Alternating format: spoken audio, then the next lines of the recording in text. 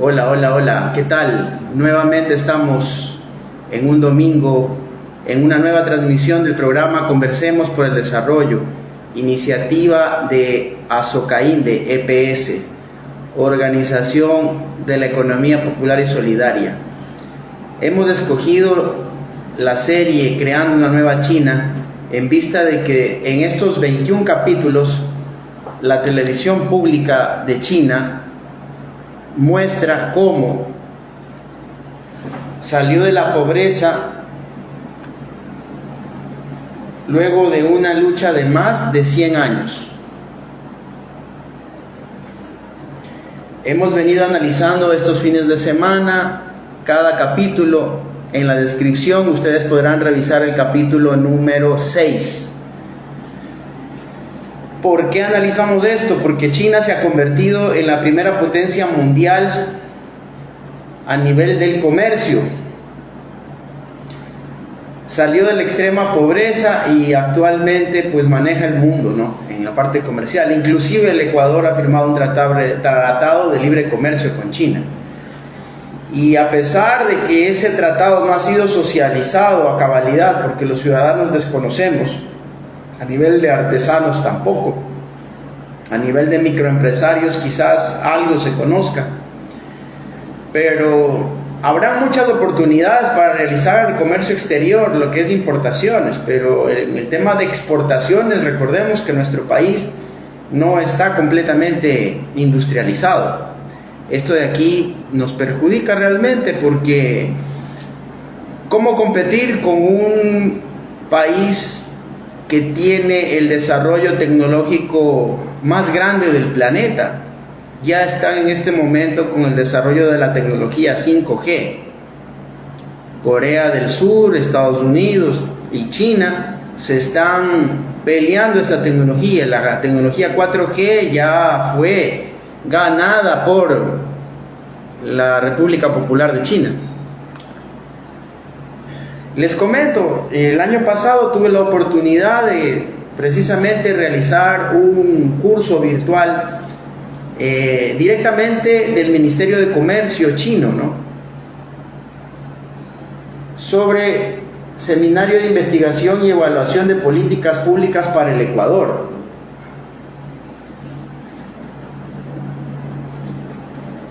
Este certificado lo mandaron directamente desde allá, imagínense, una gran oportunidad. Entonces se está tomando este caso para demostrar que el Ecuador sí podría regresar al desarrollo, ese desarrollo que necesitamos para poder tener tranquilidad, para tener seguridad jurídica, para tener seguridad en la disminución de violencia, de la delincuencia, ¿no? Haciendo un poquito de retroalimentación de los anteriores capítulos, en 1921 nace el Partido Comunista Chino. Este partido, dentro de la formalidad, comienza a tener una represión brutal por el partido del Kuomintang. El Kuomintang era el partido oficialista, ¿no?, del presidente Chiang en aquel entonces. China ya venía sometida a varias hambrunas y ya venía con un problema grave de la Primera Guerra Mundial. Entonces la gente ya no aguantaba más. Aquí el primer esfuerzo que realizan los mentalizadores del Partido Comunista Chino es traducir el documento enviado por, en ese entonces, la Unión Soviética,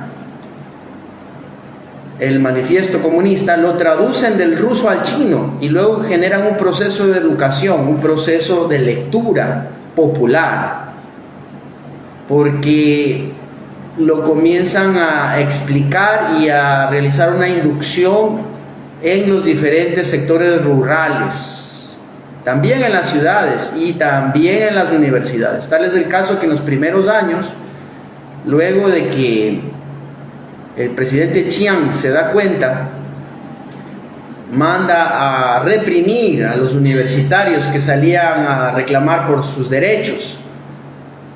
basados en esta corriente de esa época, ¿no?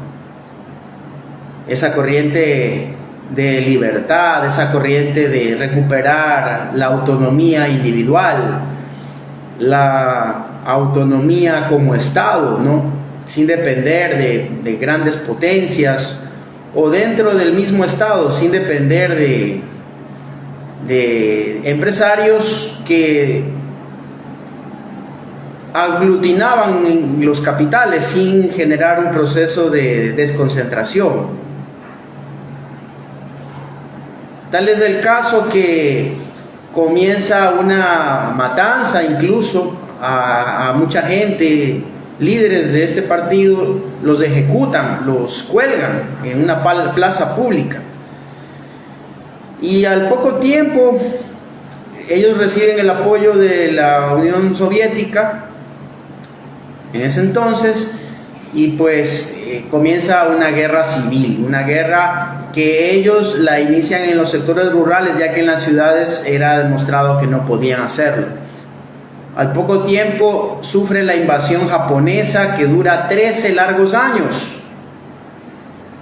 En ese proceso, el Partido Comunista formaliza al Ejército Rojo, y con el Ejército Rojo emprende una lucha en la cual incluso llegan a nuevamente a hacer convenio con el Kuomintang, con este presidente Chiang, para ya no agredirse como ejército entre el ejército formal y el Ejército Rojo, sino más bien en darse la mano en contra de los japoneses. Esta guerra con los japoneses duró, como dije, 13 largos años.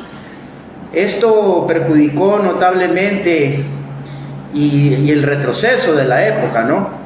Los japoneses pensaron que en 3 meses podían adueñarse de China, pero no fue así. Luego de que se logran derrotar totalmente a los japoneses, ya más del 80% del territorio nacional estaba con el dominio del Ejército Rojo. Todavía no lograban su total acometido. A los pocos años pudieron hacerlo, y esta gente huyó de lo que es China continental a China insular, lo que conocemos actualmente como Taiwán. Bien, este capítulo es sumamente importante porque ya nos habla de la superestructura. ¿Qué es esto? Nos habla de cómo se creó la institucionalidad del Estado, cómo en 1953 se crea el Plan Quinquenal. En el periódico El Pueblo de la República Popular de China se publica el Plan Quinquenal y se invita a la gente a opinar, a generar una planificación estratégica, a generar una desconcentración de recursos para poder invertir en los sectores rurales y buscar el desarrollo. China se formalizó como Estado el 1 de octubre de 1949. Entonces ellos todo lo hicieron de manera democrática, hicieron comunicaciones para que se escojan los colores, el himno, la bandera. Todo tenía un sentido crítico, todo tenía un sentido participativo. Pero este video, este programa, que en la descripción lo van a poder revisar, es importante porque luego de la revolución agrícola que ellos llaman, que no es otra cosa que repartir la tierra a los agricultores, comienza la industrialización. Y es el caso de que se forman las cooperativas específicas y luego se forman cooperativas avanzadas. 540,000 cooperativas avanzadas, que equivalen al 87.8% de todo el sector agroindustrial de la época, volcado totalmente al desarrollo del campo, de la tierra. Ese proceso de industrialización contribuyó también al desarrollo del sector artesanal y del comercio capitalista. En este sentido, recordemos que China continúa haciendo comercio exterior como todos los países del mundo. Sin embargo, dentro de su territorio ellos aplicaron el cooperativismo. Por eso es que en el Ecuador el modelo de la economía social y solidaria es fundamental que realmente entre en vigencia. Nosotros en el Ecuador necesitamos que el sector financiero se separe su dominio de la economía popular y solidaria, porque la banca privada es la que ha venido llevando el ritmo de la economía y tenemos unas tasas de interés impagables que solamente están en beneficio de la misma banca y de los grandes industriales. Tienen ellos unas tasas de interés de entre el 1 y el 5%, sin embargo los microempresarios tienen tasas de entre el 5 y el 15%, y los ciudadanos comunes y silvestres tenemos inclusive las cooperativas de la economía solidaria, hablemos cooperativas no financieras o asociaciones productivas, ¿no? Puede ser de productos o de servicios. Ellos están aplicando a créditos entre el 15% y hasta el 25%. Son situaciones impagables. Recordemos que incluso en la India también, gracias al economista hindú que ganó el Premio Nobel de Economía, se generó créditos sin mucho requisito, y esto permitió que las economías de las mujeres puedan desarrollarse también. Entonces, este tipo de cosas en el Ecuador no se están cumpliendo. La banca privada, con el paso de los diferentes gobiernos, sigue dominando al Estado, y esto trae perjuicios, porque realmente mientras no haya liquidez, dinero para poder generar movimiento a las economías pequeñas, entonces habrá un estancamiento.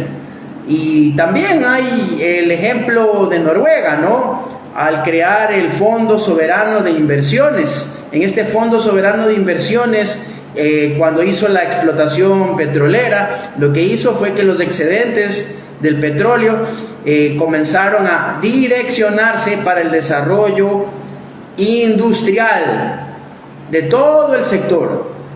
Tal es el caso que en el proceso de la pandemia, ellos entregaron bonos a cada uno de sus ciudadanos para que pasen ese proceso de no trabajo por el encierro. Situaciones que acá en el Ecuador no se han dado, ustedes recordarán. Entonces es fundamental que en nuestro país apliquemos el modelo de la economía social y solidaria. Ya en el artículo 283 de la Constitución de la República nos habla que el sistema económico del Ecuador es social y solidario. Para eso se crearon instituciones como la Superintendencia de la Economía Popular y Solidaria, para legalizar unidades productivas, llámense asociaciones, cooperativas del sector no financiero, o llámense cooperativas de ahorro y crédito, mutualistas, cajas de ahorro, bancos comunales del sector financiero de la economía solidaria. También se creó la Corporación de Finanzas Populares y Solidarias para que funcione como una banca de segundo piso y tenga el objetivo de inyectar liquidez a las cajas de ahorro, como ya dije, cooperativas de ahorro y crédito, y estas a su vez, los bancos populares, mutualistas, por el tema de la vivienda, inyecten este sector financiero, inyecten liquidez al sector no financiero de la economía solidaria, al artesano pequeño, ya sea como título personal o que ya sea parte de una unidad productiva de la economía solidaria. Pero esto quizás se dio a pequeña escala. Repito, mientras la banca privada domine la Junta de Política Monetaria y Financiera, ellos van a dictaminar el ritmo de la economía, y nuestro país va a estar secuestrado para los intereses de los pequeños empresarios de productos de materia prima. Y como el mismo presidente de la República, entonces pueden entender, ¿no?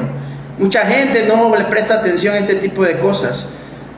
Nos podemos dar cuenta que estos oligopolios manejan la economía y tienen el poder político ahora también. Entonces, mientras el pueblo no analice, así como el ejemplo chino, esa lucha popular para recuperar sus derechos, luego, al haber alcanzado ya el poder, les permitió crear su constitución de la república, y para eso en el año de 1953, 49 ellos se formaron. A los 4 años, 1953, llaman a la constitución de la Asamblea Popular y escogen a delegados a nivel nacional, a nivel de territorio. Practican una democracia participativa real. Es decir, en sus respectivos barrios, en ciudades y en el sector rural, en sus respectivos territorios, escogen a las personas que creen que los van a representar. Y de tal manera hacia arriba, de manera piramidal, van estas personas siendo escogidas por región, por provincia, hasta que llegan como delegados a nivel nacional y conforman la Asamblea Popular. Y la Asamblea Popular dictamina y publican nuevamente en el periódico El Pueblo a nivel nacional para socializar y pedir a la gente que genere sugerencias para la Constitución. Entonces miren cómo ellos estabilizan el Estado, le dan seguridad jurídica, no hay esa pelea. Ya habíamos analizado también en los otros capítulos que uno de los principales problemas del Ecuador es la parte de la identidad. Allá pues no tienen esa situación, porque a pesar de que sufrieron la invasión japonesa, pero los japoneses no lograron ganar la guerra. Entonces ellos han tenido una civilización milenaria con respecto a su cultura, lo que no pasa acá en el Ecuador. Acá en el Ecuador no hay un respeto a nuestra identidad, hay las diferencias marcadas. Después de la independencia se formó la Gran Colombia en 1822, el 24 de mayo, que celebramos, y después de la batalla del Pichincha se forma la Gran Colombia y pasamos a ser parte del departamento del sur. Y luego por estos separatismos en el Ecuador, luego de la Gran Colombia, que esté 8 años en el poder, se separan y forman el Ecuador ya en 1830, en la primera constituyente realizada en noviembre de 1830 en Riobamba. Entonces miren, 1830 el Ecuador nace con su primera constituyente, y acá en China estamos hablando de 1953, porque antes de eso pues estaba gobernada desde el punto de vista monárquico, ¿no? Ellos tenían un imperio de siglos, ¿ya? Pero por el tema de la pobreza, por el tema del descontento popular, por la hambruna, decidieron emanciparse. Bien, entonces este programa que lo hacemos, Conversemos por el Desarrollo, tiene el objetivo de crear conciencia crítica y que analicemos todos estos temas. En 1956 comienza la industrialización de los chinos. Ellos comienzan a generar automóviles, tractores, televisores, se volcan completamente tanto al campo como a las ciudades, y hay una reforma crucial. En este periodo también hay la invasión en Corea. Estados Unidos apoya, y la parte, digamos, que también apoya China, termina con la división de Corea en Corea del Norte y Corea del Sur, que hasta nuestros días hay esa división, donde Corea del Sur es occidental y Corea del Norte es, digamos, es comunista, ¿no? Pero totalmente diferente al modelo chino. El modelo chino es un modelo exitoso, ya que ha practicado el cooperativismo, repito, 540,000 cooperativas agroindustriales en 1956.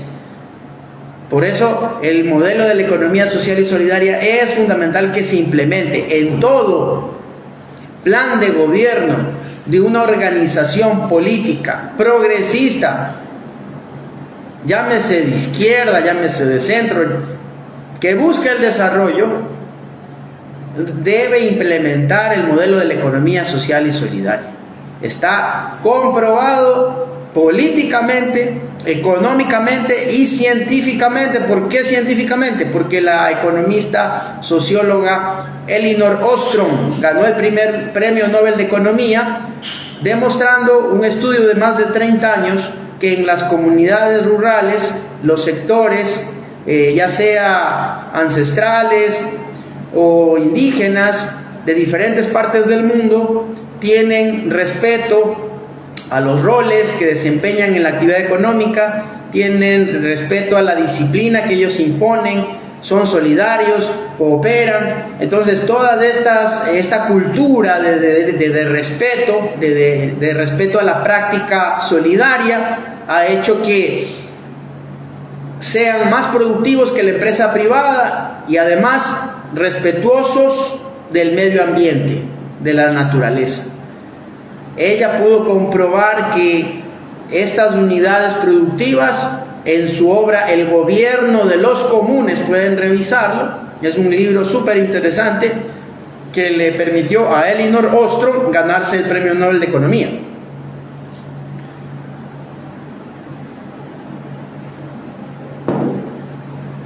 Entonces, por eso también, repito, está probado que el modelo de la economía social y solidaria, hasta científicamente, es un modelo de éxito. Para esto nosotros necesitamos conocer qué pasa en el sector rural, en la región, en las provincias, cuáles son las cadenas productivas que tiene el país por cada provincia, para que en los eslabones de esas cadenas productivas las organizaciones de la economía popular y solidaria se puedan incluir. También hay un modelo del no es del buen vivir, del bien común, del economista Christian Felber, el austriaco, que lo sacó en el año 2000. Miren, nosotros sacamos en la Constitución del 2008, 8 años después, el modelo del buen vivir, que si los diferentes gobiernos se pusieran de acuerdo en respetar la seguridad, los derechos básicos de acceso a la vivienda, a la educación, a la salud, a la alimentación, inmediatamente van a disminuir los niveles de violencia, de pobreza, de delincuencia, y vamos a generar fuentes de trabajo. Entonces de ahí viene el trabajo mixto, público y privado. Pero lastimosamente la realidad es otra. La realidad es que los grandes emporios empresariales quieren mantenerse con los productos primarios, como dije, banano, camarón, o semi-industrializados, atún en lata, ¿verdad? Cacao, de pronto cacao en pasta o algo así. Pero no estamos produciendo mayormente tecnología. Habrán casos especiales. Entonces, con estos tratados de libre comercio con la misma China y con los demás países que se pretende, que se tiene pensado, lo que se hace es una contracción de la economía. Si bien es cierto, generará mayores importaciones, pero la producción nacional va a dejar de generar producción, cabe la redundancia, y las exportaciones disminuyen. Entonces hay una balanza comercial deficitaria. Las personas que tienen la posibilidad de tomar decisiones y ser parte de la política deberían hacer un pacto común, un pacto de respeto al ser humano. Si se logra este pacto de respeto al ser humano, les aseguro que la implementación de estos modelos, de la implementación del comercio exterior, del fomento del comercio exterior y del comercio interno a través de la economía social y solidaria, con las diferentes unidades productivas de la economía popular y solidaria, son dos cosas, ¿no? Les puedo explicar también. Con la implementación de estos modelos, luego de haber hecho ese pacto de hermandad, de respeto al ser humano, van a cambiar las condiciones que tiene el Ecuador. Por eso es que nuestra unidad, que promueve la economía social y solidaria, ha generado estos espacios de discusión, estos espacios de debate. Estamos transmitiendo por Facebook, luego también lo vamos a difundir por YouTube, en ambas, @azocaindeeps, @Rodrigo Contero Mejía, la red de TikTok también. Y una vez que en TikTok podamos tener más de 1000 suscriptores, iniciaremos también los debates en vivo, con el objetivo, repito, de generar pensamiento crítico y poder pensar en ese país de desarrollo que necesitamos. Azocainde también genera proyectos, asesoría a negocios, así que si usted está interesado en generar un negocio, nosotros podemos asesorarlo, guiarlo, elaborar su plan de negocios y también sus proyectos sociales, ¿no? En ese sentido, pues la economía popular y solidaria, que son las unidades productivas pequeñas dentro del sistema que es la economía social y solidaria, es un modelo económico que el momento que sea aplicado va a hacer lo que China inició en 1956. Sí, se deberían promover los círculos económicos en donde en cada unidad productiva pueda, que conforma el círculo, ¿no es cierto?, pueda colaborarse en la una con la otra. En este círculo económico también la empresa que esté presente y los municipios es fundamental porque ellos tienen la posibilidad también de dinamizar la economía. En los mercados, imagínense, los mercados cierran a las 5 de la tarde, es decir que los municipios les están haciendo el juego a las grandes corporaciones como Comisariato, Megamax y todas aquellas, ¿no? Tutis y tanta cosa, mientras que el pequeño comerciante, porque ellos compran en el sector rural, luego transportan y ahí se va encareciendo ya el producto. Por eso es que se necesita tener un análisis de cadenas productivas. Ahí se va a disminuir los precios y va a llegar el producto a menor precio, cabe la redundancia, por la disminución de costos al consumidor final. Todos van a ganar, excepto el intermediario, pero el intermediario es poco también. Así que eso es lo correcto, lo que debería ocurrir. En China pasó, ¿por qué? Porque como ya había un solo partido y había el respeto a la ley, el que no respetaba la ley, pues incluso hasta pena de muerte había, lo que no hay acá. Entonces hay mucho vivaracho, como no tiene miedo a morir, porque no le va a pasar nada, de pronto va a la cárcel, está garantizada su comida, luego de un tiempo determinado paga. Y el sistema judicial, a través de los jueces, el que paga, tenga o no tenga la razón, es el que sale libre. Es algo que no podemos tapar el sol con el dedo, es la realidad del Ecuador, y todo eso es lo que hay que cambiar. Por eso, en estas próximas elecciones que se vienen, mediten mucho, analicen los planes de gobierno, no piensen que la sonrisa, el marketing, el bailecito en el TikTok es la respuesta que necesita el país. Ya es hora que seamos seres pensantes, de acuerdo a nuestra evolución, sapiens sapiens, seres pensantes, que podamos escoger lo que mejor nos conviene para nuestras familias, para nuestra sociedad. Queridos amigos, esta ha sido una transmisión del análisis del 6º capítulo de la serie de la televisión pública de China que se llama Creando una Nueva China. Yo tuve esa oportunidad de seguir el curso de análisis e investigación de políticas públicas para el Ecuador en base a la experiencia china. Por eso también he tomado esta situación, esta iniciativa. Tenemos algunos programas que hemos invitado a actores sociales. Vamos próximos programas también a compartir amenamente, porque no podemos seguir de brazos cruzados. En este sentido hay mucho por hacer. Las organizaciones políticas tienen una deuda porque no generan una conciencia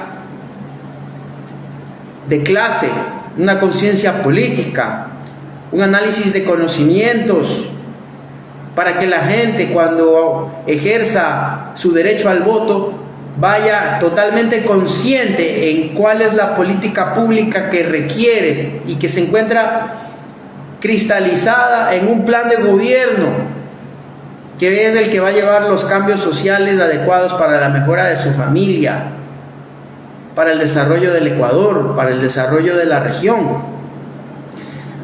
Las organizaciones sociales también tienen una deuda del Ecuador, porque no hablan de estos temas. Nosotros estamos comenzando a hablar de estos temas. Y los ciudadanos también tenemos esa deuda, porque hay que ponerse la camiseta del país. Hay mucha migración, la gente desesperada porque se queda sin trabajo y no encuentra una fuente de empleo, no tiene otra opción más que salir del país. Y mucha gente, hermana, está mendigando, ni siquiera es que llega a otro país y ya inmediatamente las puertas se abren. No es así. Para eso, pues, hacer lo mismo aquí en el Ecuador. Y por eso es que necesitamos empresarios patriotas, empresarios que en lugar de sacar sus capitales al extranjero, sin el pago de aranceles, sin el pago de estas tasas, ¿no? Inviertan, creen estas empresas y además incluyan a las unidades productivas de la economía solidaria, incluyan a los pequeños emprendimientos en esta formación de los círculos económicos. Además se va a obtener por parte de ellos una diversificación de insumos que va a disminuir sus costos, porque es un territorio no explorado. Son pequeñitos nichos de mercado que de una u otra manera le van a contribuir al empresario a disminuir sus costos. Y también hay una deuda por parte de los municipios y las prefecturas, porque ellos como gobiernos locales son los que debieran impulsar este modelo de la economía social y solidaria, que está en nuestra legislación, está en nuestra Constitución de la República. Y del gobierno central también hay esa deuda, además de las medidas que no está tomando, medidas reales para disminuir la inseguridad, la violencia, que no es solamente el tema de la represión, no, es algo momentáneo eso, porque no está invirtiendo en salud, educación, está dejando más gente en el desempleo. Entonces no son medidas adecuadas. No ha cumplido su plan de gobierno. Indicó que no iba a haber incremento de impuestos y sin embargo ha habido incremento en los combustibles. Ha habido un endeudamiento terrible con el Fondo Monetario Internacional. Entonces ya es hora que el ecuatoriano se dé cuenta que este tipo de gobierno no sirve para nada. El gobierno de Moreno no sirvió, el gobierno de Lasso fue peor, pero Noboa se ganó el premio. porque incluso a nivel internacional tenemos pendiente una deuda legal en la Corte Penal Internacional, y lastimosamente este señor, cuando salga del poder, en algún momento nosotros los ciudadanos vamos a terminar pagando a nivel de impuestos, a nivel de restricciones comerciales, porque nuestros empresarios también van a sufrir. Entonces, lo mejor que podría hacer es recular, pedir disculpas. Ya la presidenta de México recién electa le ha dicho que el camino es que pida disculpas o nos vemos en las cortes, que no va a generar ningún diálogo. No sé qué están esperando, porque la invasión que hicieron a la embajada no tiene nombre. No hay en la historia de la humanidad, del derecho internacional, no hay evidencia de algo similar, en que un Estado legal ingresa a una embajada que es un espacio diplomático de otro Estado y arbitrariamente golpea a sus funcionarios diplomáticos y se lleva también a una persona que ya tenía asilo diplomático, independientemente de quién es e independientemente de la política. Eso es un mal accionar que no debe quedar impune y que los ciudadanos tenemos que finalmente darnos cuenta. Bien, esto ha sido un nuevo programa.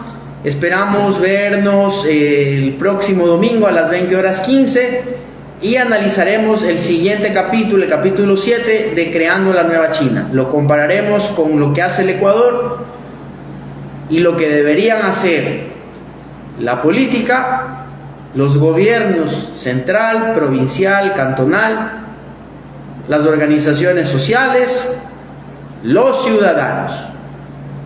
Y además impulsaremos que el modelo de la economía social y solidaria es y será la alternativa adecuada, necesaria, para que este país, a nivel del comercio interno, fomente su producción y se complemente esto con el comercio externo, con el comercio exterior, para que seamos un país industrializado, un país en vías de desarrollo nuevamente, que retomemos ese camino que lo inició el expresidente Correa, lo inició, pero que fue truncado ya por 3 gobiernos que no han cumplido sus planes de gobierno, y por lo cual la historia los debe recordar como personas no gratas. Bien, amigos, que tengan una excelente semana y pues nos vemos el siguiente domingo aquí en este espacio. Conversemos por el desarrollo. @azocaindeps, @Rodrigo Contero Mejía.